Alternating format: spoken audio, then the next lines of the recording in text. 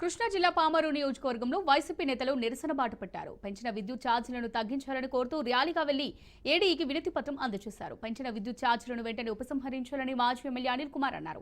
ప్రభుత్వం ఏర్పడి 6 నెలలు గడవక ముందే విద్యుత్ ఛార్జీలు పెంచి ప్రజల నడ్డి విరిచారని విమర్శించారు.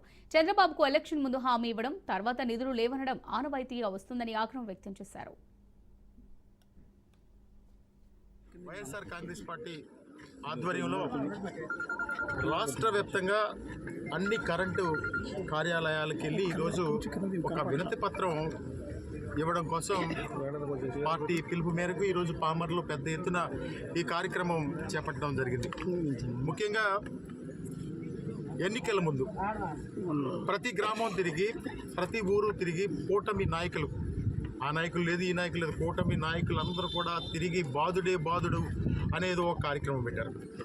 బాదుడే బాదుడు అనే కార్యక్రమం పెట్టి ప్రజల మీద ఏదో భారం వేస్తున్నట్టు ఆ ప్రభుత్వం దుష్ప్రచారం చేసి మేము అంతకన్నా గొప్పగా రేట్లు పెంచుతామంటూ ఈరోజు రేట్లు పెంచారు.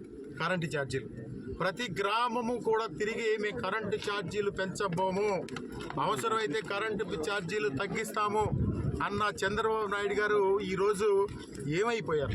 6 నెలలు దాటక ముందే డిసెంబరు, నవంబరు వాళ్ళ బిల్లుల్లోనే భారీ ఎత్తున పెంచినటువంటి కరెంటు రేట్లు రిఫ్లెక్ట్ అవుతూ ఉన్నాయి. వైఎస్ఆర్ కాంగ్రెస్ పార్టీ